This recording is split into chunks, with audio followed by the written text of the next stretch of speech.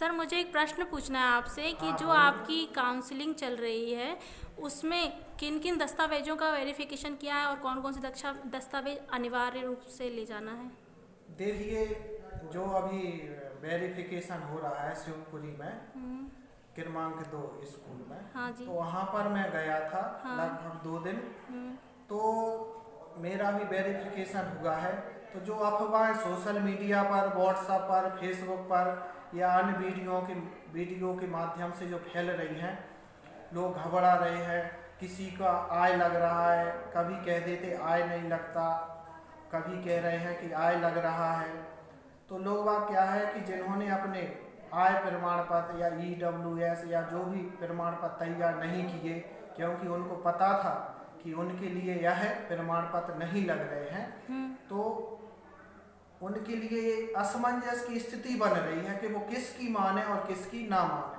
तो आज मैं इसके लिए एक वीडियो बना रहा हूँ। इसके माध्यम से मैं आप सब लोगों के लिए यह बात रख रहा हूँ कि आपको बिल्कुल भी घबराने की ज़रूरत नहीं है।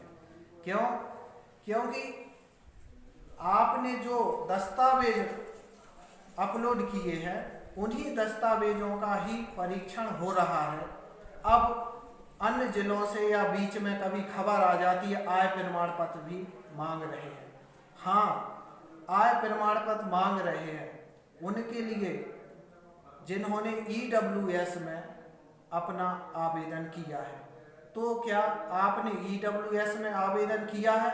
यदि हाँ, तो आपके लिए आय प्रमाण पत्र अनिवार्य है।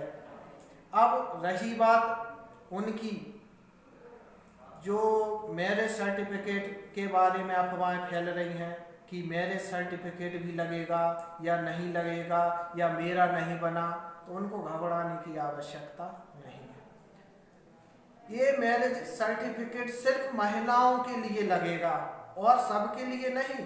ऐसी महिलाएं जिनका विवाह अन्य राज्यों से मध्य प्रदेश में हुआ है और सिर्फ वही महिलाएं जिन्होंने आरक्षण का लाभ लिया है, चाहे वो किसी भी वर्ग में हो, SC, ST, OBC, जनरल की महिलाओं को मैरिज सर्टिफिकेट की आवश्यकता नहीं है। क्योंकि जब उन्होंने OBC का या SC, ST का लाभ लिया है तो मध्य प्रदेश के मूल निवासियों के लिए है। चूंकि वो उन्होंने उत्तर प्रदेश से अपनी योग्यता या डिग्रियां हासिल की हैं, तो उनके लिए मूल निवासी और मैरिज सर्टिफिकेट आवश्यक है। और यदि किसी परिस्थिति में मैरिज सर्टिफिकेट नहीं है तो शपथ पत्र के माध्यम से भी आप वहां पर अपनी योग्यता प्रमाणित कर सकते हैं।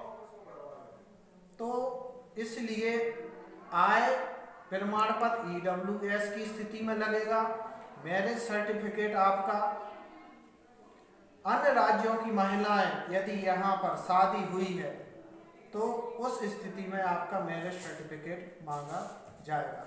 इसके अलावा जो रिजेक्ट करने की प्रक्रिया है या होल्ड किया जा रहा है, तो इसमें आपको घबराने की आवश्यकता नहीं है।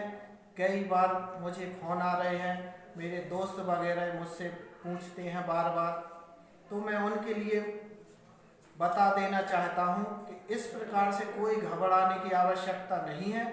आपने जो प्रमाण पत्र आवेदन करते समय ऑनलाइन पर अपलोड किए थे वही प्रमाण पत्रों को वह खोलेंगे और जो आपने अपलोड किए थे उन्हीं का मिलान करेंगे। जैसे 10वीं की मार्कशीट, 12वीं की मार्कशीट, इसके बाद आपका लगेगा B.Ed।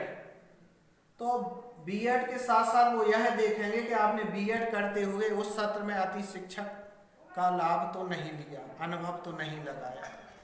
दूसरी बात, कभी कभी क्या है कि जो बुंदेलखंड यूनिवर्सिटियां हैं उसमें BA फाइनल में वह विषय नहीं होते हैं, क्योंकि 2 विषय रहते हैं। फर्स्ट ईयर में अलग रहता है, सेकेंड ईयर कुछ अलग रहता है। तो हो सकता है उनके लिए प्रथम और द्वितीय वर्ष की मार्कशीटें मांग सके ताकि उनको संतुष्टि हो जाए कि हाँ आप फर्जी नहीं है।